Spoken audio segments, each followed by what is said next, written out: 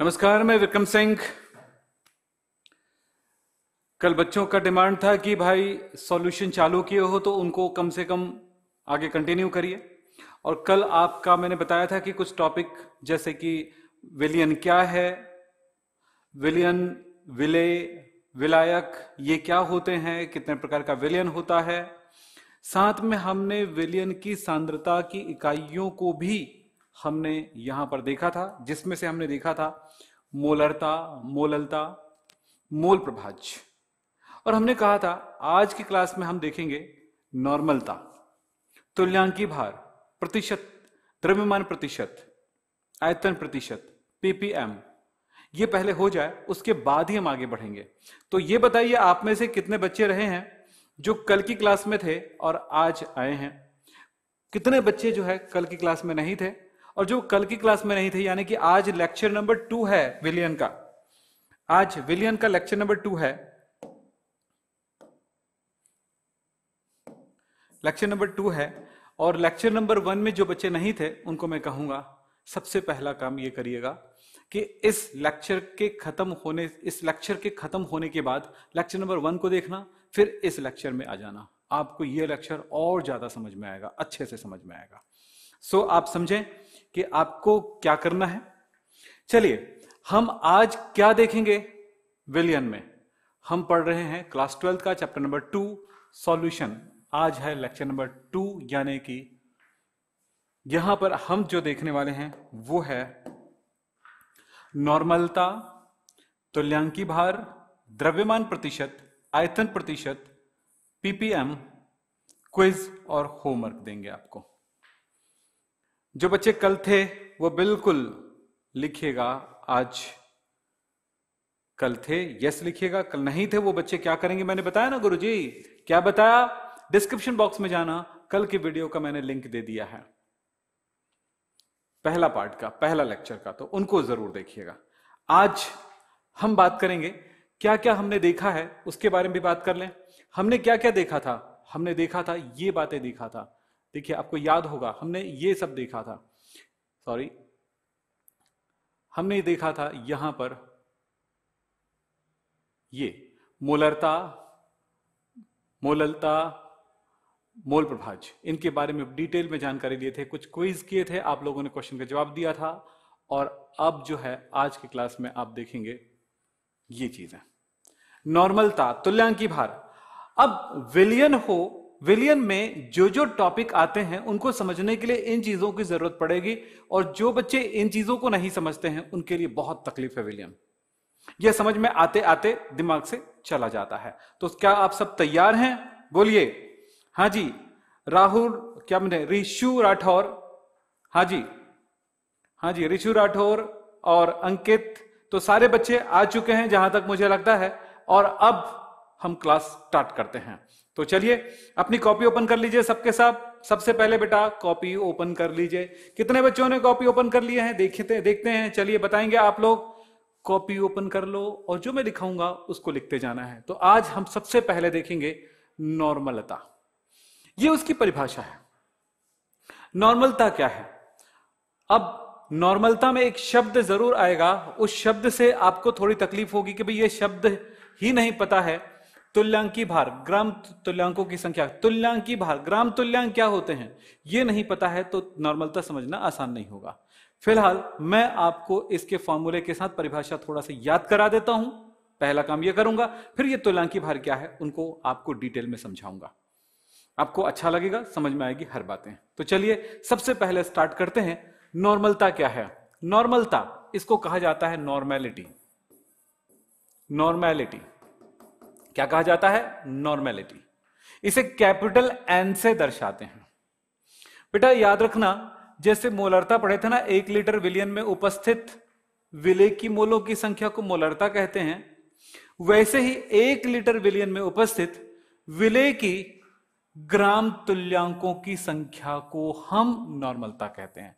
ग्राम तुल्यांकों की संख्या को, ग्राम तुल्यांकों की संख्या को, किसको? ग्राम तुल्यांकों की संख्या को हम क्या कहते हैं? नॉर्मलता कहते हैं, जो कि 1 लीटर में घुला हुआ है। अब ये ग्राम तुल्यांक, मैं इसको परिभाषित जैसा परिभाषा उनके अनुसार अगर मैं फॉर्मूला बनाऊं तो कैसे बनाऊंगा? नॉर्मलता को n से दर्शाते हो तो सूत्र क्या बनेगा? नॉर्मलता इज इक्वल्स टू ग्राम विलेय की ग्राम तुल्यांकों की संख्या। नोट करेंगे अपनी कॉपी में, विलेय की ग्राम तुल्यांकों की संख्या। कितना समझ में आ रहा है? अभी मत करिएगा, समझ में आएगा, लास्ट तक आएगा। तुल्यांकों की संख्या क्या रहता है? पढ़ाई शुरू हुआ नहीं है, दिमाग में सोचने लगे कि मुझे डाउट आ गया। बिल्कुल पहले सुन लो, समझ लो, लास्ट में फाइनल करना कि आपको कितना समझ में आया, कितना नहीं आया, बीच में नहीं।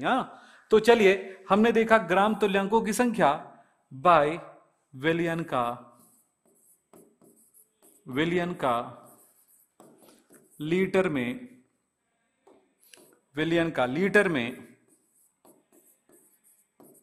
में आयतन। इसको हम लोग लिखेंगे V से दर्शाएंगे। ग्राम तुल्यांकों की संख्या के लिए फॉर्मूला क्या होगा उसको मैं आपको बताऊंगा। N इज इक्वल टू ग्राम तुल्यांक होगा विलेय का द्रव्यमान ग्राम में बाय उसका तुल्यांकी भार डिवाइडेड बाय विलियन का आयतन इन लीटर। अब मैं इसको थोड़े साधारण रूप में लिख दूं, सरल रूप में लिख दूं, WB by EB into VN। अब लीटर है उसको ml में कर दूं तो क्या होगा? इसको 1000 से इसको डिवाइड कर दिया तो यानी कि 1000 बाई ये करूंगा तो ये लीटर में ml में कन्वर्ट हो जाता है। चलिए साहब, लीटर ml को 1000 से डिवाइड करूंगा तो क्या बनता है? लीटर। इस बेस पर ये फॉर्मूला हुआ। इस चीज को आप नोट कर लें, बस इतना तो याद रखिएगा। ग्राम तुल्यांकों की संख्या किसकी? विलेय की ग्राम तुल्यांकों की संख्या। दिमाग में परिभाषाएं याद रखना बहुत आसान होता है। तुल्यांकी भार, नॉर्मलता क्या है? ग्राम तुल्यांकों की संख्या, जो कि 1 लीटर विलियन में उपस्थित विलेय का ग्राम तुल्यांकी भार है। अब इसके लिए फॉर्मूला है, क्या फॉर्मूला आप याद रख सकते हो? इसमें क्या क्या चीज है मैं आपको बता दूं। कल जो बच्चे नहीं थे उनके लिए थोड़ी सी तकलीफ हो सकती है, इसलिए बोल रहा हूं। नीचे डिस्क्रिप्शन बॉक्स में इस वीडियो का लेक्चर नंबर 1 का मैंने आपको क्या दे दिया है? लिंक दे दिया है, ध्यान से सुनिएगा। अब देखो क्या लिखते हैं यहां, क्या क्या चीजें हैं उनको देखें। क्या क्या चीजें हैं? पहला N है तो नॉर्मलता है, आपको पता है। दूसरा WB क्या है? बोलते हो जाओ बेटा, बोलो। विलेय का जो घुला हुआ है, विलेय का क्या चीज है? द्रव्यमान। किसमें है? ग्राम में। फिर क्या देखेंगे? आयतन, विलियन का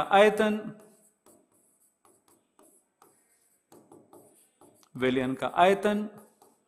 फिर क्या चीज है? EB तुल्यांकी भार, विलेय का तुल्यांकी भार।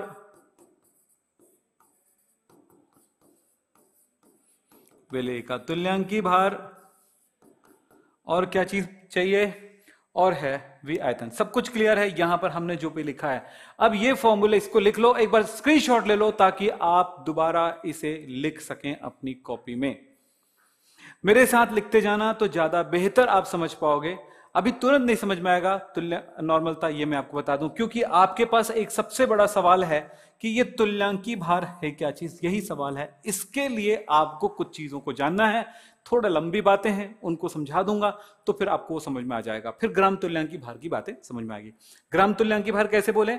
हमने द्रव्यमान बटा तुल्यांकी भार, ये ग्राम तुल्यांकी भार कहलाता है। तो आप इसे नोट करिए जल्दी से। जी, प्रीति कुमारी कह रही कि सर आपसे बात करना है हमें। बिल्कुल बात करिएगा, अभी क्लास चल रहा है, हमें क्लास करने दीजिए। जब आपको मर्जी करे आप बात कर लीजिएगा, सुबह 10 बजे से शाम को 5 बजे के बीच। ओके, तो चलते हैं आगे। हाँ जी, विलियन की सांद्रता इकाइयां। विलियन की सांद्रता इकाई में हमने देखा क्या? नॉर्मलता। अब जो देखेंगे तुल्यांकी भार, आपके लिए प्रॉब्लम है। तुल्यांकी भार है क्या चीज? तुल्यांकी भार को कहते हैं इक्विवेलेंट मास या वेट। इक्विवेलेंट मास यानी एक निश्चित द्रव्यमान जो अभिक्रिया में भाग लेती है। अब ऐसे समझाऊंगा तो शायद आपके दिमाग में नहीं बैठेगा, उससे बेहतर परिभाषा बना देता हूं आपके लिए। सिंपल सी परिभाषा कि भाई क्या तुल्यांकी भार, इसको ई से दर्शाते हैं, तुल्यांकी भार इज इक्वल टू अणुभार। अणुभार को किससे लिखते हैं बेटा? एम से। अणुभार बटा संयोजकता, वैलेंसी। मैं दोबारा लिख दिया हूं, यहां पर भी लिखा है। अणुभार बटा संयोजकता क्या कहलाता है? तुल्यांकी भार कहलाता है। किसी भी पदार्थ के लिए अणुभार को उसकी संयोजकता से भाग दे दें तो उसका क्या मिल जाएगा? तुल्यांकी भार मिल जाएगा। अब ये कैसे, इसको समझने के लिए हमें तत्व का तुल्यांकी भार अलग से ज्ञात करना पड़ता है। अम्ल का अलग होता है, क्षार का अलग होता है, ऑक्सीकारक का अलग होता है। तो हर चीज का तुल्यांकी भार अलग अलग तरह से ज्ञात की जाती है। तो क्या अंतर होता है? सिर्फ उसकी संयोजकता कैसे निकाली जाए, तत्व का संयोजकता कैसे निकाली जाए, अम्ल की संयोजकता कैसे निकाली जाए, क्षार की कैसे निकाली जाए, लवण की संयोजकता कैसे निकाली जाए, ये मैं आपको सिखाने वाला हूं। तो बस अब कॉपी और पेन लेकर के बैठिए और जो मैं पूछते जाऊंगा उसे जरूर बताइएगा। चलिए तो करें। क्या लिखा है बेटा? किसी पदार्थ का अणुभार और उसके संयोजकता के अनुपात को उसका तुल्यांकी भार कहते हैं। बिल्कुल सिंपल परिभाषा दे दिया मैंने आपके लिए, कॉपी में लिखिएगा जरूर। क्या बोलते हैं? अणुभार बटा संयोजकता। अणुभार तथा संयोजकता का अनुपात तुल्यांकी भार कहलाता है।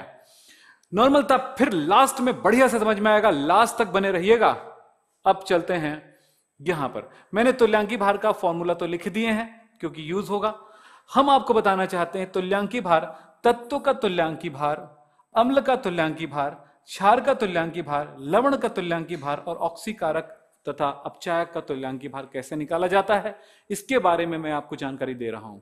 अभी आपको इतने की बहुत जरूरत पड़ेगी और इसको करने के लिए आपको मैं सिखाऊंगा, आपको इस चीज को डी ब्लॉक एलिमेंट पढ़ाते समय ज्यादा अच्छे समझ में आएगा। डी ब्लॉक एलिमेंट्स को पढ़ाते समय इसके बारे में बताऊंगा। फिलहाल अभी इसकी जरूरत है 1 2 3 4 की। चलो ठीक है, तो चलो एक एक करके देखते हैं। तत्व का तुल्यांकी भार, तो तत्व का तुल्यांकी भार क्या होगा? परमाणु भार। यहां पर m है परमाणु भार, मैं यहां पर लिख दूं m है क्या चीज? परमाणु भार। तो अणुभार की जगह हम यहां पर क्या यूज करेंगे? कॉपी में लिखो, अणुभार की जगह परमाणु भार यूज करेंगे।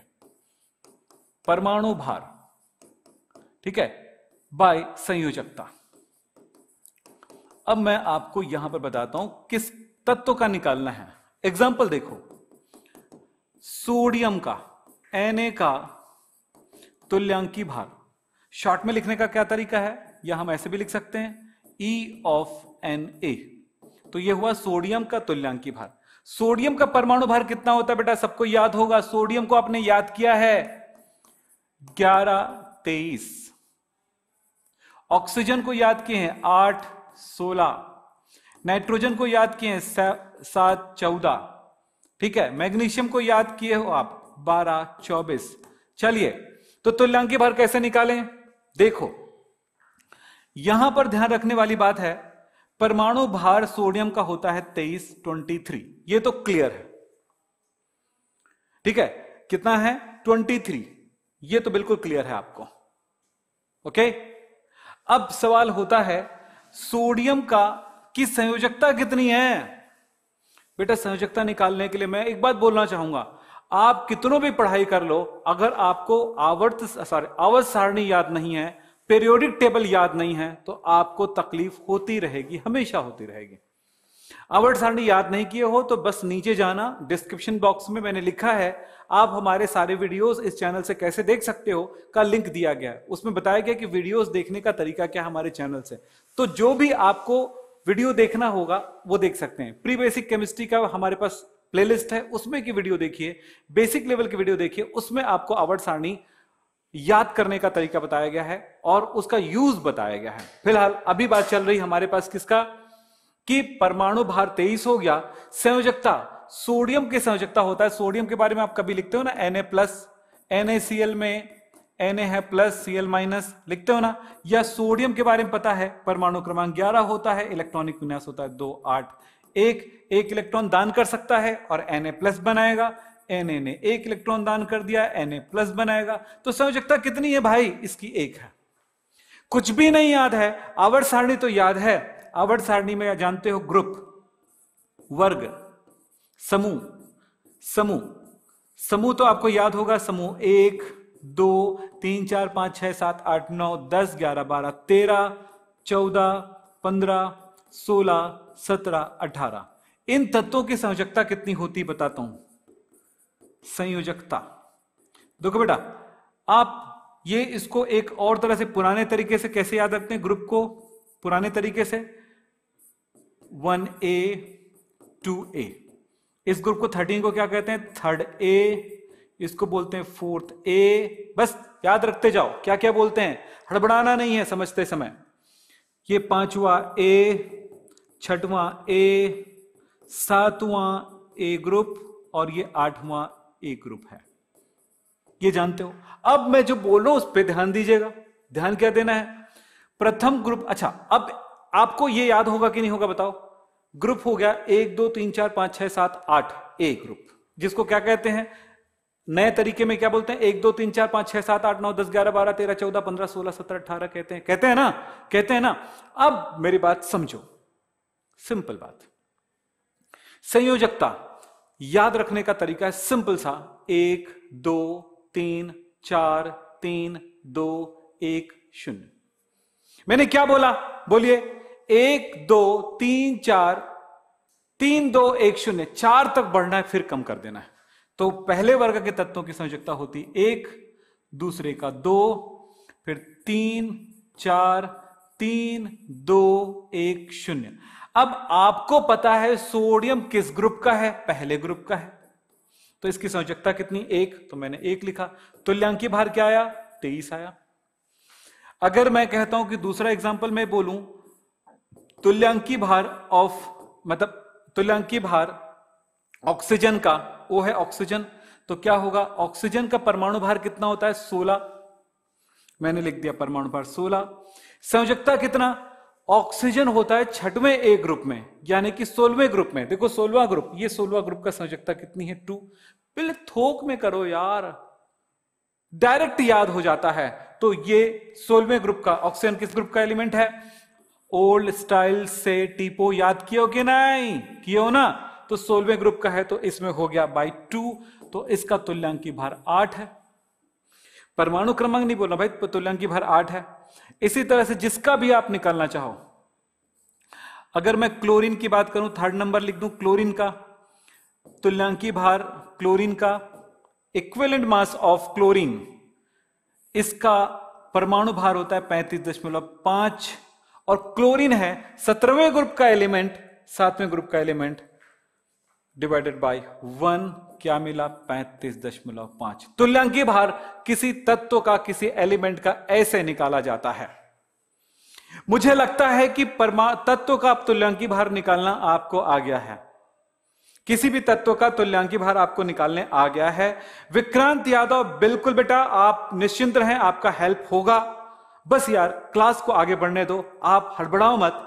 जितना घबराओगे उतना पीछे जाओगे। मैं जो जो बोल रहा हूं उसको ध्यान से सुनो। सबके लिए इंफॉर्मेशन है, सबके लिए कुछ ना कुछ स्पेशल है। आप बस सुनते जाइए। आपके लिए स्पेशल है जो मैं आपको देने वाला हूं। तो चलिए, ये हो गया क्या चीज, समझ में आई बातें? आपको पुराने तरीके से ग्रुप, ये समूह मिल गया ऐसे 1 2 3 4 5 6 7 8 ए, और नए तरीके से ये न्यू तरीके से है जिसको IUPAC ग्रुप नंबरिंग कहते हैं। ठीक है, और उसके बाद उसकी संयोजकता मैंने लिख दिए हैं। तो संयोजकता के बेस पर है परमाणु भार बटा संयोजकता। ये स्क्रीनशॉट ले लीजिए जल्दी से, स्क्रीनशॉट ले लीजिए जल्दी से, ताकि आपको बिल्कुल बातें क्लियर हो जाए। ओके, कॉपी में लिखना है बेटा, सबको सब कुछ लिखना है। हाँ जी, दीपक पाल, आप दोबारा इस वीडियो को देख लीजिएगा, बिल्कुल समझ में आ जाएगा, हड़बड़ाओ मत। क्या समझ में नहीं आया बेटा? परमाणु भार, परमाणु क्रमांक याद करने नहीं आया आपको? बड़ी मुश्किल वाली बात है। क्या परमाणु भार, परमाणु क्रमांक आपको नहीं पता? नहीं पता तो आप ये तो कर सकते हो। क्या? ये देखो, मैं कुछ दिखाता हूं। ये देखो, मैंने आपके लिए रखा है सारे तत्वों का परमाणु क्रमांक। ये है परमाणु क्रमांक और ये है ऊपर वाला परमाणु भार। इतने तत्वों का याद कर लो यार।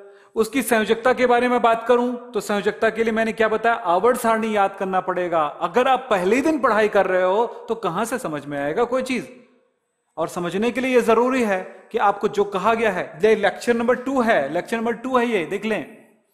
आपको लेक्चर नंबर 1 पढ़ लेना चाहिए पहले, ठीक है। तो चलिए, सबको समझ में आएगा। कॉपी में लिख रहे हैं कि नहीं लिख रहे हैं? जो बच्चा नहीं लिख रहा है उसको समझा कौन पाएगा, बताइए? कोई नहीं, है ना। आप छोटे बच्चे हो, हमारे जमाने में ऐसी सुविधाएं नहीं थी, ऐसा ना मोबाइल था ना ऐसी पढ़ाने वाला कोई लोग थे। आपके जमाने में सब कुछ आपके हाथों में है। पढ़ना है आपके हाथों में, नहीं पढ़ना है आपके हाथों में है, समझना आपके हाथों में, नहीं समझना आपके हाथों में है। तो चलिए, अच्छी सुविधा है, आपकी जिंदगी बनेगी बहुत अच्छी। चलिए, तो क्या करना है, बस इतना फॉर्मूला याद कर लीजिए। तुल्यांकी भार कैसे निकालेंगे? परमाणु भार बटा संयोजकता किसी तत्व के लिए, ठीक है। अब दूसरी बात करते हैं, अम्ल का कैसे निकालेंगे? अम्ल का होगा, फिर होगा अणुभार बाय संयोजकता। यहां पर संयोजकता कैसे निकाला जाता है यह बता दूं। यहां पर संयोजकता निकालने के लिए तुल्यांकी भार को ई से दर्शाते हैं ना, थोड़ा फॉर्मूला को चेंज कर देते हैं। तुल्यांकी भार, अणुभार को हम एम से दर्शाते हैं, आपको पता है, अणुभार एम, एम बटा संयोजकता को, इसमें अम्ल की संयोजकता जो होती है वो कितना H+ दान करता है, तो मुक्त H+ की संख्या, मुक्त H+ की संख्या। जब हम अम्ल को पानी में घोलते हैं तो जितना वो H+ दान करता है, एक एग्जाम्पल देखो, एग्जाम्पल ध्यान से समझना ना। एग्जाम्पल पहला, उदाहरण पहला, HCl अम्ल है। HCl क्या है? अम्ल है, अम्ल, एसिड का तुल्यांकी भार हमें कैलकुलेट करना है। तो क्या लिखेंगे? E of HCl लिख दिया मैंने। अब इसका अणुभार क्या होगा? अणुभार बटा H+ की संख्या। बताओ, एक बात बताओ यहां पर कि HCl टूटेगा, पानी में घोलोगे तो कितना H+ देगा? एक H+ देगा और Cl माइनस बना लेगा। जितना H+ निकलेगा ना उतना ही माइनस आएगा। नहीं समझ में आया? ये समझ में आया? H2SO4 में 2 H है, H+ 2 ठो दान करेगा, SO4 -2। क्यों तो -2 आया? क्योंकि 2 H है, हर एक H में 1 प्लस होता है, तो 2 प्लस निकला तो 2 माइनस आया। समझ में आया? H3PO4 3 H है, 3 H+ प्लस PO4 -3, क्योंकि 3 बार H+ निकला, क्योंकि 3 बार H+ है। अब तो बात समझ में आ गई। सब इसी चीज का उपयोग करना है यहां पर। मतलब यह है, कितना H है? 1 है, तो इसकी H+ की संख्या 1। तो अच्छा, अब इसका अणुभार, तो HCl का अणुभार क्या होगा? बोलो, HCl का अणुभार क्या होगा? बोलो। हाइड्रोजन का 1, और क्लोरीन का परमाणु भार कितना है? बता दो जल्दी से सारे स्टूडेंट, मेरे सारे प्यारे स्टूडेंट बता दो जल्दी से। हाँ जी, 12वीं का पूरा क्लास करवाऊंगा यदि आप साथ में रहो। देखना चाहता हूं अनूप जी कल आप रहोगे कि नहीं रहोगे। क्या होता है, लोग भाग रहे हैं, आप भी भागते हैं, इधर भागे, दूसरे दिन दूसरे दोस्त यहां भाग रहे हैं, उधर भागते हैं। अगर आप कभी इधर भागे, कभी उधर भागे, कभी उसके, मतलब रेसिंग चल रही है, समझो रेस चल रहा है। रेस में, जिस रेस में आप फर्स्ट आएंगे, जिस दौड़ में आप फर्स्ट आएंगे, वहां पे आपको मिलेगा क्या? मेडल मिलेगा। अब सवाल यह है कि यदि आपको मेडल जीतना है तो 3 अलग अलग टूर्नामेंट हो रहे हैं। कभी इसमें दौड़े, अब इधर हारने लगे तो दूसरे में दौड़ गए, उधर हारने लगे तो तीसरे में दौड़ गए, कभी नहीं जीत पाएंगे। जिस रेस में दौड़ रहे हो ना, जिसके साथ दौड़ रहे हो ना, उसी के साथ आप आगे बढ़ते रहो। अपना टीम मत बदलो, अपना ग्राउंड नहीं बदलो। बिल्कुल करेक्ट, 100% श्योर है कि आप उस रेस में आज नहीं तो कल, नहीं तो परसों जीत जाओगे। बस आपकी हार की वजह क्या है वो आपको पता लगाना है। यही बात है। अगर आज हो तो कल भी रहिएगा, बिल्कुल रेस जोड़ो, जीतोगे। हाँ, अब यहां पर मैं बात कर रहा था, इसका अणुभार क्या होगा, हाइड्रोजन का 1 और क्लोरीन का होता है 35.5 परमाणु भार होता है, और दोनों को जोड़ दो तो 36.5। तो क्या हुआ देखो, तो अणुभार है 36.5 बाई 1, क्योंकि एक H प्लस दान करेगा, तो इसका तुल्यांकी भार हुआ इतना।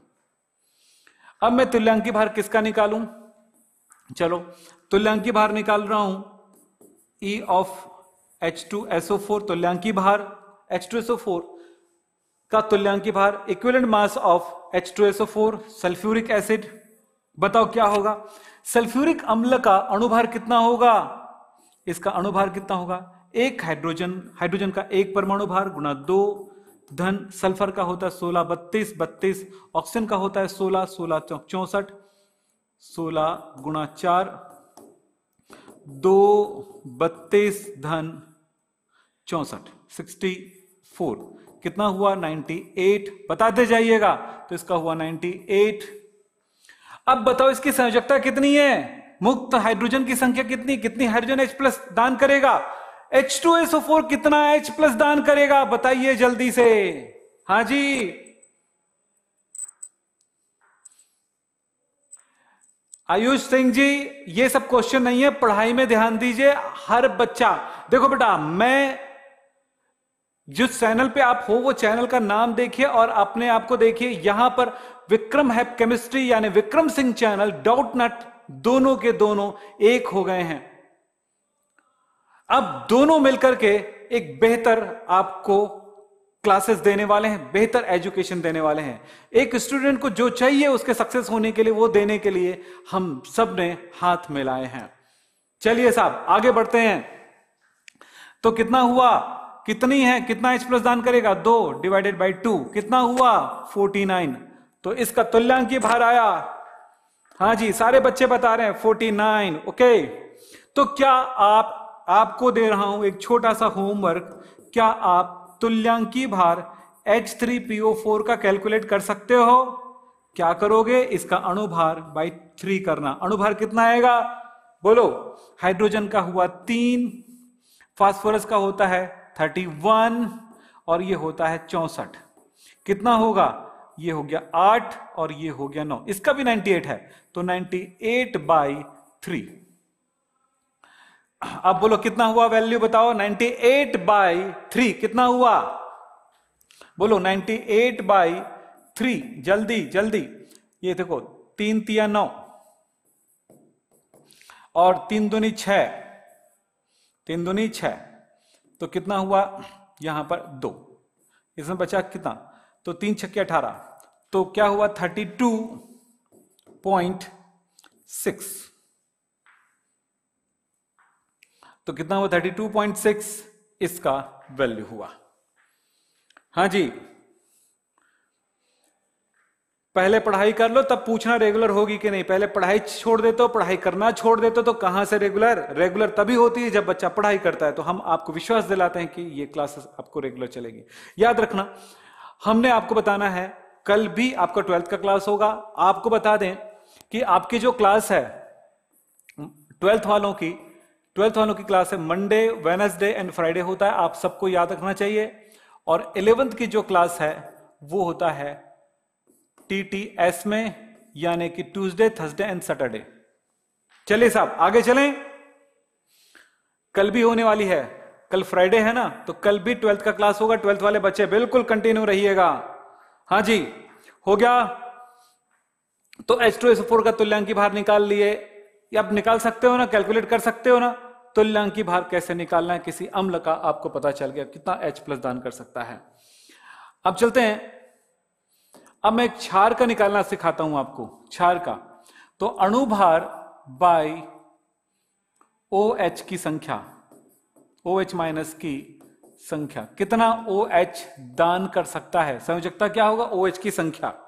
अब बताइए, मैं एक एग्जांपल लेता हूं, आप बताओगे क्या इसका अणुभार क्या होगा, तुल्यांकी भार क्या होगा। मैंने लिखा NaOH का तुल्यांकी भार बताओ। चलो एक क्वेश्चन दे रहा हूं, एग्जांपल है फर्स्ट, NaOH का तुल्यांकी भार निकालो। दूसरा CaOH ट्वाइस का निकालो, और तीसरा AlOH थ्राइस का निकालो। क्या आप तुल्यांकी भार निकाल सकते हो? यस और नो, जल्दी बताइए। हाँ जी, हाँ जी, हाँ जी, जल्दी से भैया, आपको पढ़ना है, अच्छा पढ़ना है, तो फिर कोई बात ही नहीं है ना? तो लाइक तो बिल्कुल बनता है यार, और वो कर ही दिया करो। चलो, क्षार का तुल्यांकी भार M/OH माइनस की संख्या, OH माइनस की संख्या। अणु भार तो निकालने आप तो सीख ही गए हो। तो तुल्यांकी भार NaOH का इज इक्वल्स टू, हमने ऐसा क्यों लिखा? लंबा सा लिखते हैं ना, क्या लिखते हैं? अगर मैं ये लिखा हूं, ये लिखा हूं, उसकी जगह मैं बहुत लंबा सा क्या लिखता? ऐसे लिखता, ऐसे लिखता, NaOH का तुल्यांकी भार। उसको शॉर्टकट में मैंने कैसे लिख दिया? तुल्यांकी भार है E ऑफ NaOH। क्यों? आसान हुआ ना? तो इसलिए थोड़ा सा शॉर्टकट में भी लिखना सीखो, ताकि आप थोड़ा काम स्पीड में कर सको। चलो बोलो बेटा। हाँ जी, तो कितना आएगा? यहां पर है इसका अणुभार आता है, अणुभार आता है 40, और इसकी संयोजकता होती OH है 1, तो हो गया 40। इसका तुल्यांकी भार हो गया 40। इसका बताओ CaOH ट्वाइस का, Ca के बारे में याद है ना आपको? कैल्शियम 20-40 ये होता है। अब बताओ कितना होगा? जल्दी से बताओ बेटा, जो जो बच्चे जानते हैं जल्दी से बताओ। हाँ जी, क्या बात है? हाँ जी, हाँ जी,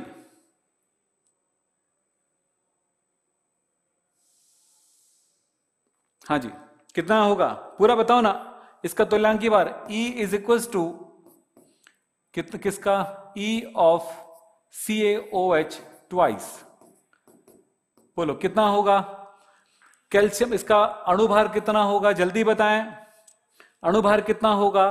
कितने से? तो यहां पर होगा M/2, क्योंकि OH 2 है। अणुभार निकाल लो जल्दी से, कितना होगा? बोलो।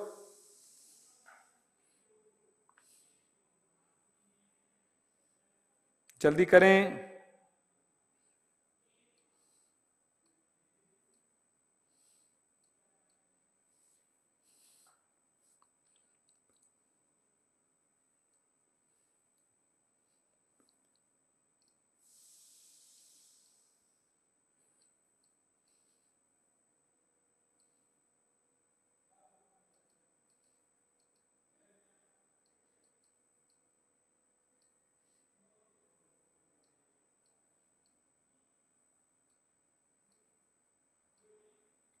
चलिए, कितना हुआ? इसका हो गया, कैल्शियम का होता है 40 प्लस ऑक्सीजन का होता है 16, 16 धन 1 गुणा 2 बाई 2। कितना हुआ? 40 प्लस कितना हुआ? 17 इंटू 2 कितना हुआ? 34, 34 बाई 2 कितना हो गया? 4, यहां पर 4 है, तो कितना? 4, 74 बाई 2 कितना हुआ? 74 बाई 2, बताइए।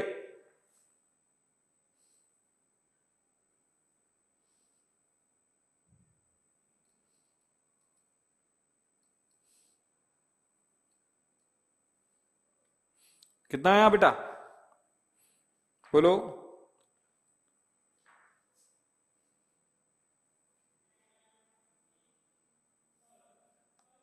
हाँ जी, जो सबसे पहले जवाब दिया सूरज, 37। Very good, 37। तो इसका, अब इसका बता सकते हो सबके सब? तो ये आपका हुआ होमवर्क, सीख गए। तो तुल्यांकी भार निकालने आपको आना चाहिए, थोड़ी प्रैक्टिस जरूरी है। लवण का तुल्यांकी भार, बस अब इसको फटाफट बताता हूं, आप लोग खुद ही कैलकुलेट करिएगा कुछ एग्जांपल दे करके। लवण का तुल्यांकी भार होगा उसका अणुभार बाय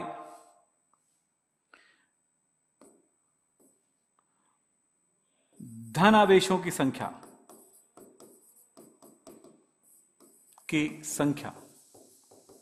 इस तरह से आप तुल्यांकी भार कैलकुलेट कर सकते हैं। हाँ जी, अब क्या होगा, धनावेशों की संख्या है। अब मैं एक एग्जांपल लेता हूं, लवण क्या होगा, कुछ एग्जांपल। लवण मतलब जैसे NaCl, जिसमें पॉजिटिव और नेगेटिव दो पार्ट होते हैं, ठीक है, ये लवण है आपका। तो इसका तुल्यांकी भार कैसे निकालेंगे, इसका अणुभार बटा, अब बताओ इसको तोड़ोगे तो कितना प्लस आएगा, Na प्लस और Cl माइनस, तो प्लस की संख्या कितनी हुई 1, तो ये है 1, तो इसका निकाल लो, कैलकुलेट कर लो। दूसरा है तुल्यांकी भार MCaCl2, यहां पर बताओ Ca का क्या होगा, आवेश +2, तो इसका होगा m/2 अणुभार बटा 2। इसी तरह से अगर किसी भी चीज का आपको कैलकुलेट करना है, जैसे मैं बोलता हूं Na2CO3 का, तो कितना होगा बताओ, एग्जाम E ऑफ Na2CO3, तो यहां पर एक Na प्लस में एक प्लस होता है, तो दूसरे दो Na प्लस है, तो टोटल मिलाकर के 2 हुआ, तो क्या हुआ m/2, कैलकुलेट कर सकते हो। इसी तरह से है E is equal E of NaHCO3, इसमें Na प्लस ओनली एक आएगा, तो अणुभार बटा 1 होगा। तो इस तरह से आप कैलकुलेट कर सकते हैं। जहां तक मुझे लगता है कि तुल्यांकी भार निकालने का किसी तत्व का निकाल सकते हैं, किसी अम्ल का निकाल सकते हैं, किसी क्षार का निकाल सकते हैं, किसी लवण का निकाल सकते हैं। ऑक्सीकारक और अपचायक के निकालने के लिए आपकी पकड़ रिडॉक्स में अच्छी होनी चाहिए। अगर रिडॉक्स आपने 11 में बहुत अच्छे से पढ़ा होगा तो ये पॉसिबल है, रिएक्शन बनाने आता होगा तब पॉसिबल है, तो वो चीज अभी यहां पर प्रॉब्लम नहीं क्रिएट करेगा, क्योंकि उस टाइप के क्वेश्चन आपके पास नहीं मिलेंगे। ये चीज मिलेगा आपको सीधे सीधा डी ब्लॉक एलिमेंट्स में। उस टाइम इन चीजों को याद रखिएगा ताकि मैं इनका उपयोग वहां पर करा सकूं। चलिए साहब आगे बढ़ते हैं कुछ और चीजों को सीखने के लिए। चलें, द्रव्यमान प्रतिशत क्या है, अगला है द्रव्यमान प्रतिशत। द्रव्यमान प्रतिशत का मतलब होता है 100 ग्राम विलयन में उपस्थित विलेय का ग्राम में द्रव्यमान। प्रतिशत यार, विलेय का प्रतिशत कितना है, विलेय का प्रतिशत द्रव्यमान कितना है, तो किसी का प्रतिशत निकालने के लिए आप कौन सा फॉर्मूला यूज करते हो, फॉर्मूला यूज करते हो प्रतिशत बराबर x इंटू 100 बाई टोटल, इसी का तो उपयोग करते हो, बोलो सही है। तब मैं कहता हूं यहां पर विलयन है, तो मैं कहूंगा, अगर मैं कहता हूं B का द्रव्यमान प्रतिशत कहूं, तब मैं क्या बोलूंगा, B का द्रव्यमान प्रतिशत, इसका मतलब हुआ B का द्रव्यमान, वो कितनी मात्रा में है B, इंटू 100 बाय क्या होगा, विलयन का कुल द्रव्यमान, का कुल द्रव्यमान, ये तो होगा। और यदि बाइनरी सॉल्यूशन हुआ तो ऐसे ही कहूंगा B का द्रव्यमान प्रतिशत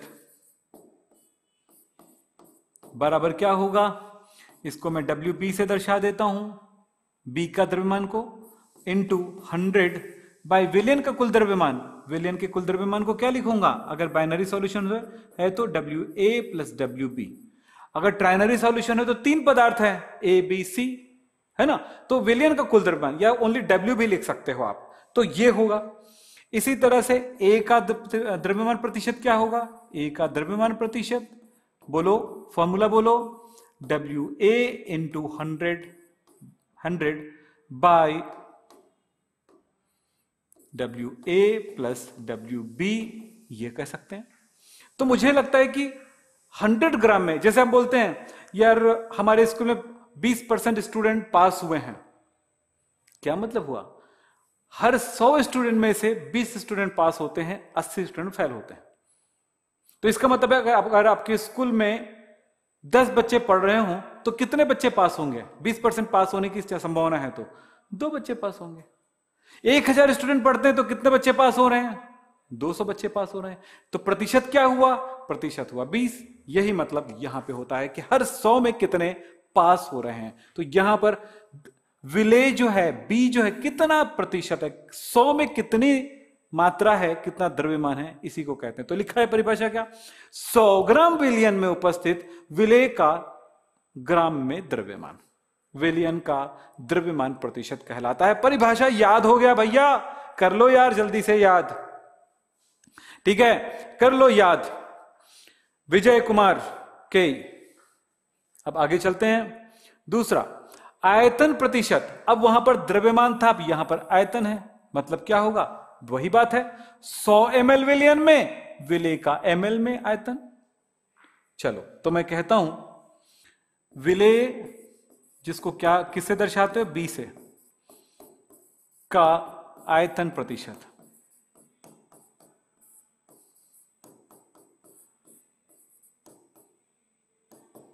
बराबर क्या होगा, बी का आयतन गुणा 100 बाई विलयन का कुल आयतन। विलयन के कुल आयतन को मैं लिख दूं VA प्लस VB। हम बाइनरी सॉल्यूशन के लिए पढ़ रहे हैं ना, तो यह है विलेय का आयतन प्रतिशत। बिल्कुल आयतन प्रतिशत की तरह एक और चीज है जो जानना चाहिए आपको, वो है ppm। यह है प्रति भाग प्रति 10 लाख, पार्ट्स पर मिलियन, ppm। वहां पर प्रतिशत, प्रतिशत, शत मतलब होता है 100, शत मतलब होता है 100, यहां पर उसकी जगह है 10 लाख। 10 लाख 10⁶ को कहेंगे। तो प्रति 10 लाख द्रव्यमान में, यानी 10 लाख ग्राम में विलेय का कितना द्रव्यमान घुला हुआ है, उसे हम उसका ppm कहेंगे, पार्ट्स पर मिलियन कहेंगे। मैंने क्या कहा, 10 लाख, वहां पर 100 बोलते थे ना, इस जगह पे बस 10 लाख कर दो, बस काम खत्म।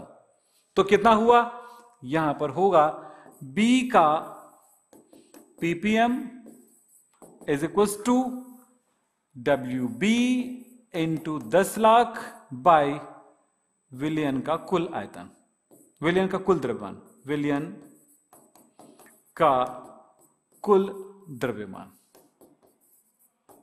इसकी परिभाषाओं को अलग अलग तरह से लिखते हैं लोग। यहां पर लिखा है 10 लाख द्रव्यमान भाग, यहां मैंने ग्राम लिखा है तो लिख देते हैं क्या जगह पे, देखो ग्राम की जगह लिख देंगे द्रव्यमान भाग, जहां जहां पे ग्राम लिखा है द्रव्यमान भाग, ऐसा लिख करके भी आप परिभाषा इसका बना सकते हो। तो आप अपनी तरफ से इस तरह की परिभाषाएं जरूर बना के देखिएगा, आपको अच्छे से समझ में आ जाएगा। तो मुझे लगता है कि हर एक बच्चे को ये सारी चीजें, अब विलयन में बहुत सारी चीजें हैं जो आपको जानना है, पढ़ना है, समझना है, लेकिन सबसे पहले बात जरूरत है कि आप इन चीजों को जानिए जो मैंने आज आपको बताए हैं। तो ये हो गया। अब बेटा आपको बता दूं सांद्रता इकाइयों में क्या संबंध है, इसके बारे में बात कर लेते हैं। तो हमने जो देखा है अभी तक, हमने कौन कौन सी चीजें देखा है बताइए। हमने देखा है मोलारता, मोलैरिटी फॉर्मूला, जितने बच्चे को याद है बोलते जाइए फटाफट, WB into 1000 by MB into V in ml। मोललता WB into 1000 by MB into WA in gram. और बोलिए, और क्या देखते हैं, मोल प्रभाज XA इज इक्वल टू क्या होता है, NA by NA plus NB। इसी तरह से XA plus XB is equal to क्या होता है, 1 होता है। हमने ये पढ़ा है। नॉर्मलता पढ़ लिए, normality, N is equal to क्या पढ़े हैं, WB into 1000 by by EB into V in ml। और द्रव्यमान प्रतिशत, B का प्रतिशत कितना है, WB into 100 by WA plus WB। कितना आसान है इन चीजों को करना, लेकिन याद रखना जब तक प्रैक्टिस नहीं करोगे दिमाग में आएगा ही नहीं। प्रैक्टिस जितनी ज्यादा करोगे, मतलब अभ्यास जितना ज्यादा करोगे, वो याद रहेगा। अब इतनी चीजों को, ये 2 दिन की क्लास को अगर आपने अच्छे से किया हो तो पूरा का पूरा यह चैप्टर बहुत अच्छे से समझ में आने वाला है। अन्यथा ये 2 लेक्चर के बगैर ये पूरा चैप्टर कुछ भी नहीं, रद्दी हो जाएगा, पूरा खराब हो जाएगा। ये 2 लेक्चर बहुत जरूरी होता है विलयन को समझने के लिए। इसके बाद कोई भी टीचर कुछ भी, कोई भी टॉपिक समझाए, आपको समझ में आने लगेगा। बस इतना कहूंगा। तो बताऊंगा आज क्या है, कल की क्लास में क्या पढ़ाऊंगा वो भी बताने वाला हूं। तो थोड़ा धीरज रखिए, आगे बढ़ते जाएं। चलिए आप सब मेरे साथ जुड़े रहिए, आगे बढ़ते हैं। चलें, यहां पर बोल रहा था कि सांद्रताओं में संबंध क्या है। चलो कुछ एक फॉर्मूला हम लिखते हैं। पहला, नॉर्मलता का मोलरता के साथ संबंध होता है। नॉर्मलता into EB is equal to मोलरता इंटू MB, ये संबंध होगा। दूसरा, इसी फॉर्मूले के साथ अगर नॉर्मलता वाली विलयन है तो उसके अणुभार से, उसका तुल्यांकी भार से गुणा करेंगे, और उसका आयतन अगर चेंज हो जा रहा है तो V1 है आयतन पहले विलयन का, दूसरे विलयन का हम मान लेते हैं M into MB into V। ये बात ना समझ में आए तो भी अभी कॉपी में नोट करिए, जब जरूरत पड़ेगी मैं आपको बताऊंगा जरूर। तीसरी बात है, विलयन को मिलाने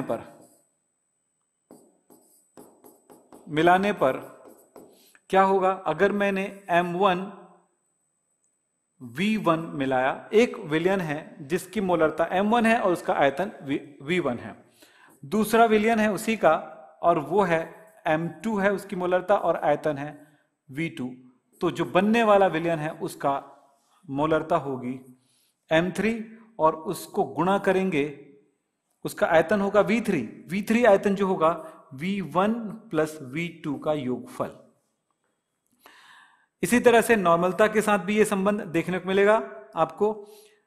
तो ये है जब हम क्षार और क्षार को मिलाते हैं या अम्ल और अम्ल को मिलाते हैं, ये छोटी छोटी बातें आप ध्यान रखिएगा। बस बहुत सारे फॉर्मूले हो गए जिसका उपयोग आगे जाके हमको करना है। कॉपी में नोट जरूर करते जाइए भाई, हाँ ध्यान रखिएगा, कॉपी में जरूर नोट करते जाइएगा। क्या बात है, पढ़ाई पे ध्यान नहीं है लगता है?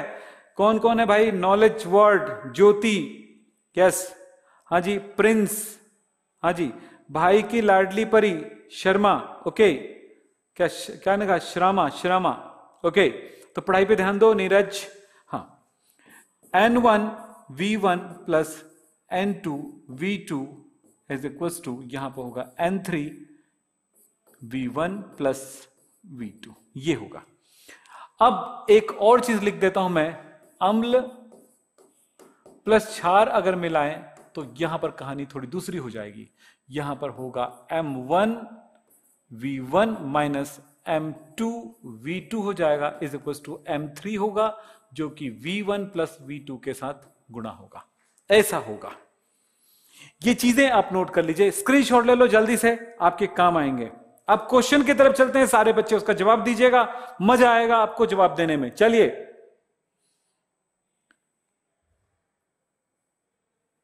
क्विज, कुछ अच्छे सरल और पसंद किए जाने वाले क्वेश्चंस और कुछ कठिन क्वेश्चन भी।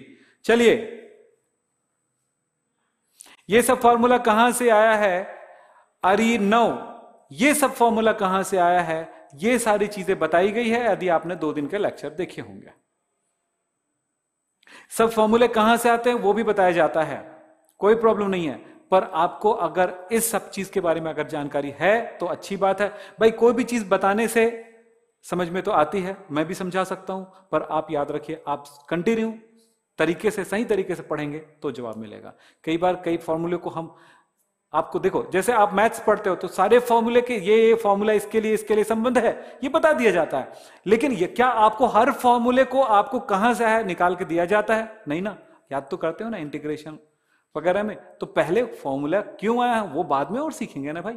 सब कुछ संबंध के बारे में बात होगी। तो क्विज है, पहला क्वेश्चन का जवाब आप दीजिएगा। सल्फ्यूरिक अम्ल का तुल्यांकी भार क्या है? कौन बच्चा सबसे पहले देगा? मैं देख रहा हूं, जल्दी से बताएंगे।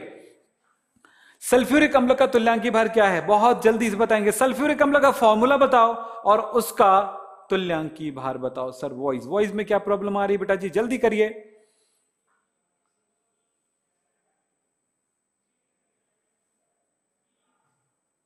हाँ जी, बहुत सरलता से, बहुत आसानी से समझ में आएगा यदि आप मेरे क्लास के साथ बैठे रहें। फास्ट नहीं, फास्ट कहां है भाई? स्लो है क्लास जी। नेपाल से, सर नेपाल से E2, ओके। क्या आंसर है इसका? जल्दी बताएं।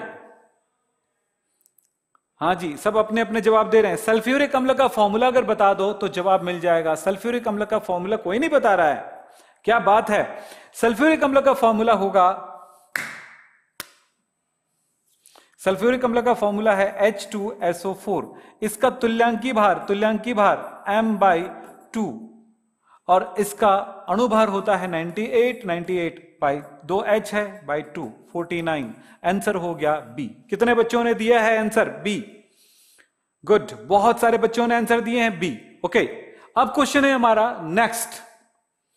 बताओ 10 ग्राम कास्टिक सोडा 2 लीटर विलयन में विलेय है, विलयन की नॉर्मलता ज्ञात कीजिए। चलिए, इस प्रश्न का उत्तर कौन बच्चा देने वाले हैं? बताओ जल्दी से, मुझे अच्छा लगेगा वो बच्चा जवाब दे, क्योंकि केमिस्ट्री में बहुत सारी बातों के साथ हमें जुड़ना पड़ता है, समझना पड़ता है।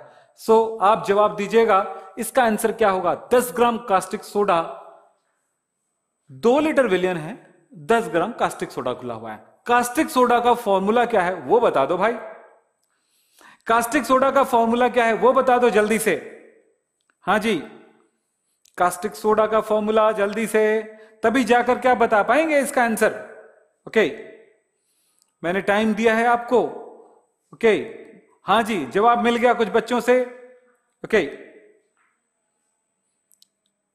कास्टिक सोडा का फॉर्मूला जी, बहुत सारी बातें हैं, आंसर भी आप बच्चे दे रहे हैं। तो कास्टिक सोडा होता है NaOH, सोडियम हाइड्रोक्साइड। अब आपको क्या मिल गया है? 10 ग्राम कास्टिक सोडा, यानी कि WB आपके पास है 10 ग्राम। 2 लीटर विलयन, 2 लीटर विलयन, V दिया गया है 2 लीटर। 2 लीटर, 2 लीटर को हम अगर ml में लिखें तो 2000 ml लिखेंगे। ये लीजिए।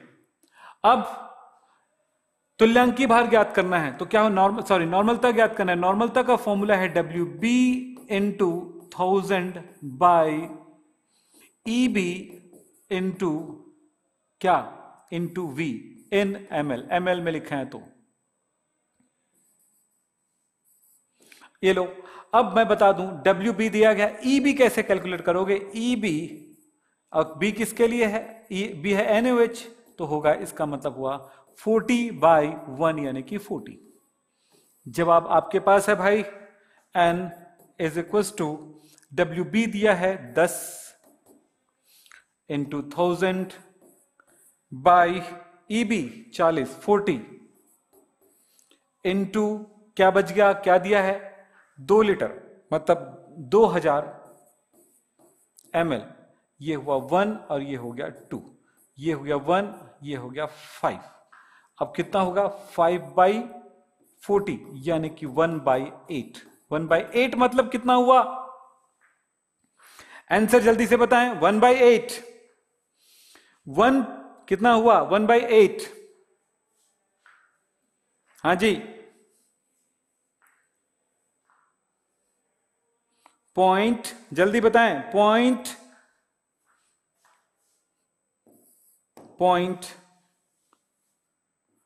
125 नॉर्मल विलियन हुआ जी। ये होता है भाई जवाब।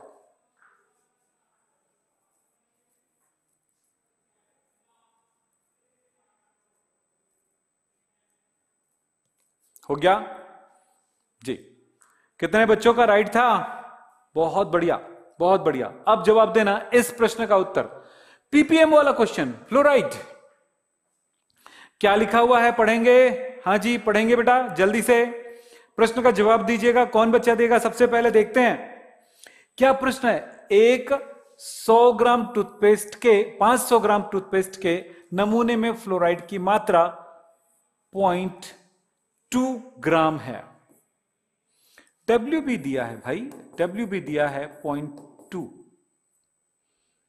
टूथपेस्ट का द्रव्यमान, टोटल द्रव्यमान WA प्लस WB मान लेते हैं, है ना? तो कितना दिया है? 500 ग्राम। ये ग्राम है, ये ग्राम है। फिर क्या पूछता है? पीपीएम पता लगाना है।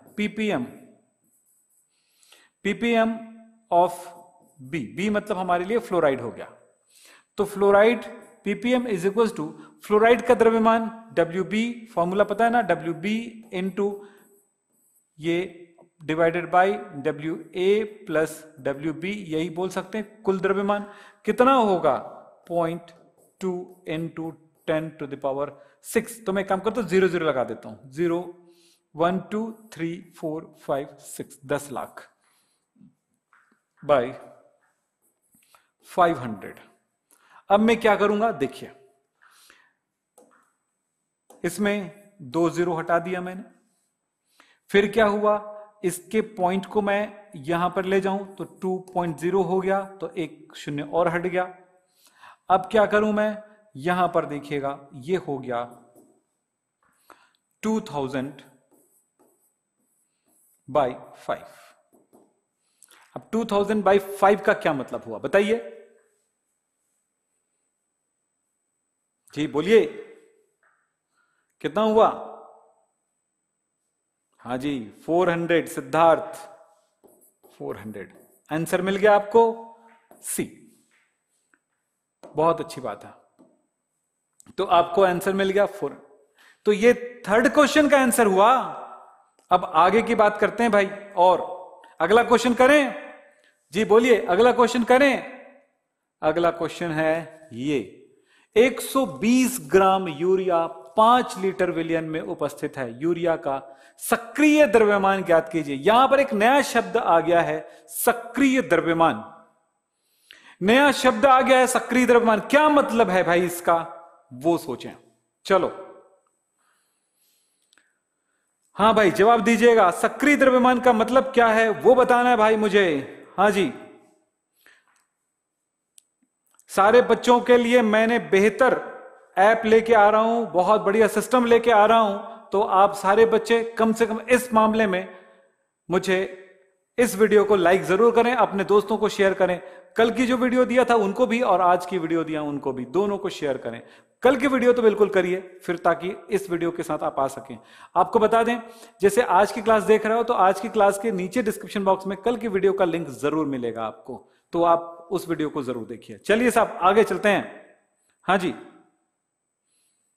11th का टाइमिंग 8 से 9, टीटीएस में मंगलवार, गुरुवार और शनिवार। आज गुरुवार होते हुए भी हमने 12th वाले बच्चों को लिया है, ध्यान रखिएगा।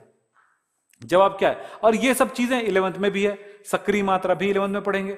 सक्रिय मात्रा का मतलब होगा, सिंपल सा जवाब आपको दे दूं यहां पर, सक्रिय मात्रा को कहते हैं एक्टिव मास। एक्टिव मास, और एक्टिव मास को दर्शाते हैं इससे। एक्चुअली ये होता है मोलरता, मतलब वही फॉर्मूला यूज करेंगे जो मोलरता के लिए यूज करने वाले हैं, मोलरता के लिए जो यूज करने वाले हैं।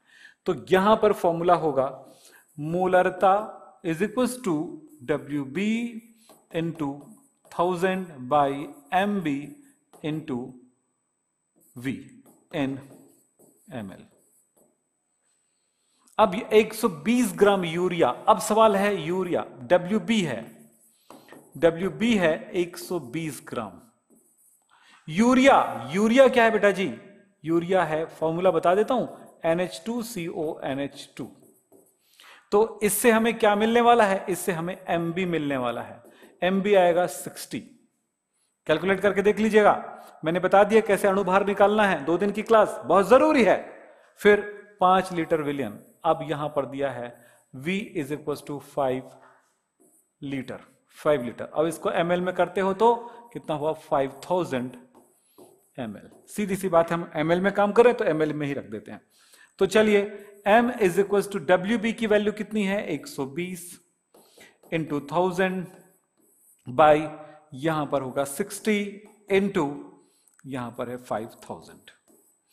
ये कट गया भैया इतना, ये भी कट गया, एक कम दूनी, तो हो गया 2/5। कितना हुआ, अब बताओ क्या होगा, क्या कौन सा ऑप्शन राइट है? मूवी हब ने आंसर दे दिया है भाई सबसे पहले। हाँ जी, मोहित प्रजापति, अरिनो, ओके, तो इसका जवाब मिल गया 0.4, सी ऑप्शन राइट। बहुत बढ़िया, सी ऑप्शन राइट है। हाँ जी, चलिए और बातें करते हैं। नेक्स्ट क्वेश्चन है ये 5वां क्वेश्चन, देखो कितना जल्दी बता पा रहे हो, फास्ट। लिखा है 3 लीटर देखो 3 लीटर 3 मोलर विलियन के लिए NaCl की मोलों की संख्या कितनी होगी? यहां पर आप देखिए 3 litre volume is equal to 3, molarity is equal to 3, इसके मोलों की संख्या NB is equal to question mark. Formula किसका? मोलैरिटी का। मोलरता इज इक्वल टू WB। अब यहां पर यार मोलर, यहां पे NB दे दिया गया। अगर आप इसी फॉर्मूले में रट्टे में हो तो चलो इसी में कर लेते हैं, कोई प्रॉब्लम नहीं है। हम इस फॉर्मूले को थोड़ा इजी बना लेंगे, MB इंटू V। अब आप जानते हो भाई WB by MB is equal to होता है NB। सो हम इस फॉर्मूले को और ले लेते हैं, NB इंटू 1000 बाई क्या होगा? V। अब NB की वैल्यू कितनी है यहां पर ध्यान दीजिएगा। अब ये हम यहां पर क्या कहते हैं? हाँ, ये लीटर में है ना, ये ध्यान रखना। और लीटर में है तो इस 1000 का कोई मतलब नहीं है, या फिर ml, इसको ml में कन्वर्ट कर देता हूं, चलो 3000 आपको बताने के लिए। तो ये है n ml और ये कर देते हैं NB की वैल्यू। तो चले, इसका मान कितना हुआ? 3 m की वैल्यू। NB आपको कैलकुलेट करना है, इंटू 1000 बाई ये है 3000, 1 जा 3 बचा, तो ये हो गया NB इज इक्वल्स टू 9। 3 गुणा 3 9। बहुत सारे बच्चों ने जवाब दे दिया है, हमसे भी पहले। यही तो होता है जवाब देना। अब ये जवाब हो गया। क्या एक क्वेश्चन और करना है? बोलो हाँ कि ना। एक क्वेश्चन और करना है? यदि एक क्वेश्चन और करना है तो देख लीजिए। एक काम करते हैं, इसको होमवर्क स्क्रीनशॉट ले लो, इसका होमवर्क बना के लाइएगा। लिखा है सल्फ्यूरिक अम्ल का मोलर विलियन बराबर होगा। मोलर विलियन का मतलब होता है मोलैरिटी दी गई है 1। मैं बता दे तो मोलैरिटी दी गई है 1। और क्या नॉर्मलता कैलकुलेट करना है? नॉर्मेलिटी कैलकुलेट करना है, क्योंकि इतना 2n है कि 3n है कि 1n है कि हाफ n है, ये कैलकुलेट करना है। अभी एक फॉर्मूला बताया हूं मैं, फॉर्मूला कैसे डिराइव करते हैं वो एक अलग बात है, लेकिन पहले जरूरत हमको फॉर्मूले, हमको पता है ना। क्या फॉर्मूला पता है? m into MB is equal to n into EB। अब तुल्यांकी भार के साथ अपन बात करते हैं। m दिया गया है कितना? सल्फ्यूरिक अम्ल का m दिया गया है कितना? 1। और इसका अणुभार कितना होता है? इसका 98 होता है अणुभार ना, MB होता है 98। अब यहां पर n की वैल्यू कैलकुलेट करना है। EB कितना होता है भाई सल्फ्यूरिक अम्ल का? EB भी हमने कैलकुलेट कर लिया था 49 अभी थोड़ी देर पहले। तो ये 49, ये 1 जा, ये 2 जा, तो n इज इक्वल टू कितना हुआ? 2। n इज इक्वल टू 2, यानी कि 2n के बराबर होता है ए ऑप्शन राइट। इसको ऐसे क्रॉस मल्टीप्लीकेशन नहीं करेंगे आप। अब चलते हैं अगला क्वेश्चन। हाँ बेटा, इस प्रश्न की अच्छा हो गया क्वेश्चन। ओके, आज हमने देखा क्या नॉर्मलता किसे कहते हैं, तुल्यांकी भार किसे कहते हैं, प्रतिशत द्रव्यमान किसे कहते हैं, और प्रतिशत आयतन और ppm हमने देखा। ppm का उपयोग या ppm यूनिट का उपयोग बहुत ही सांद्र, यानी जिसमें विलय की मात्रा कम घुली हो, जिसमें विलय की सांद्रता कम हो, ऐसे विलयन के सांद्रता बताने के लिए ppm का उपयोग किया जाता है। तो यह है ppm। नेक्स्ट, ये आपका होमवर्क है, स्क्रीनशॉट ले लीजिए, इसको बना के मुझे दिखाइएगा जी। चलिए स्क्रीनशॉट ले लीजिए, आपका होमवर्क, और इसके बाद बताऊंगा कि कल क्या पढ़ाने वाला हूं आपको। चलिए, ये है स्क्रीनशॉट, क्वेश्चन है आपके पास, होमवर्क आपका है, इसको बनाइए, क्वेश्चन बन जाएगा। आपसे किसी दिन बताना हो तो हम आपकी अपनी क्लासेस में आपको जरूर बताएंगे। हाँ जी, हो गया। हाँ जी, वायरल पॉइंट आप डॉटनेट पे जाकर के हमारा कोर्स ले सकते हैं, बस 1-2 दिन में ओपन हो जाएगा, वहां से आप ले सकते हैं। ओके, हाँ जी, चलिए, डॉटनेट ऐप है, प्ले स्टोर से इंस्टॉल कर सकते हैं। हाँ जी, नेक्स्ट क्लास में हम आपको पढ़ाने वाले बहुत मजेदार चीजें, वाष्प दाब, वेपर प्रेशर। राउल्ट का नियम, आदर्श विलयन और अनादर्श विलयन, ये बातें पढ़ाने वाला हूं लेक्चर नंबर 3 में। ये होगा कल पढ़ाने वाला हूं, लेक्चर नंबर 3 होने वाला है कल। तो बताइए आपको कैसा लगा मेरी क्लासेस, और आप मुझे बिल्कुल मेरे इस चैनल को सब्सक्राइब कीजिएगा, अपने दोस्तों से सब्सक्राइब कराइएगा, भरपूर लाइक दीजिएगा, भरपूर दोस्तों को जोड़िएगा, अपनी क्लास में सबसे फर्स्ट आइएगा। आपको अपने क्लास में फर्स्ट आना है, मेरे क्लास के साथ चलना। चैप्टर नंबर 2 चला रहा हूं क्लास 12th में, आप देखिएगा आप अपने क्लास का टॉपर स्टूडेंट रहेंगे, करके देख लीजिए, मजा आ जाएगा। तो हमारे साथ जुड़े रहिए, अपने दोस्तों को भी जोड़िएगा।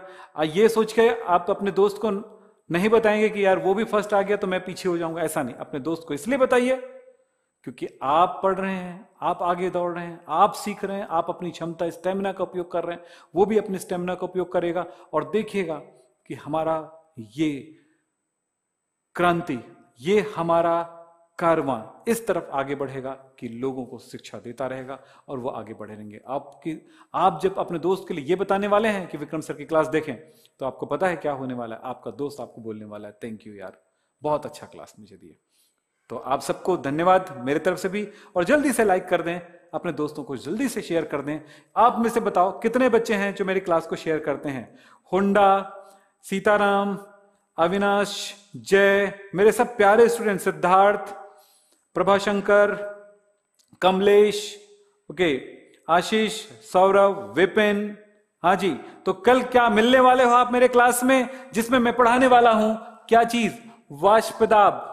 क्या पढ़ाने वाला हूं? वाष्पदाब क्या है, राउल्ट का नियम क्या है, अनादर्श विलयन, आदर्श विलयन क्या है, ये पढ़ने वाले हैं। कल आप मेरे क्लास में आने वाले हो? Yes sir, no sir? Yes sir बोलो, ताकत बढ़ जाएगी। जो पढ़ाया उसका रिवीजन कर लेना बेटा, प्रैक्टिस कर लेना, और कॉपी में जरूर लिखना, और जो होमवर्क दिया उस होमवर्क को पूरा करना। जिन क्वेश्चन को मैंने सॉल्व किया है उन प्रश्नों को भी सॉल्व करना। तो आज की बातें यहीं पे समाप्त करते हैं। नमस्कार, धन्यवाद, थैंक यू वेरी मच।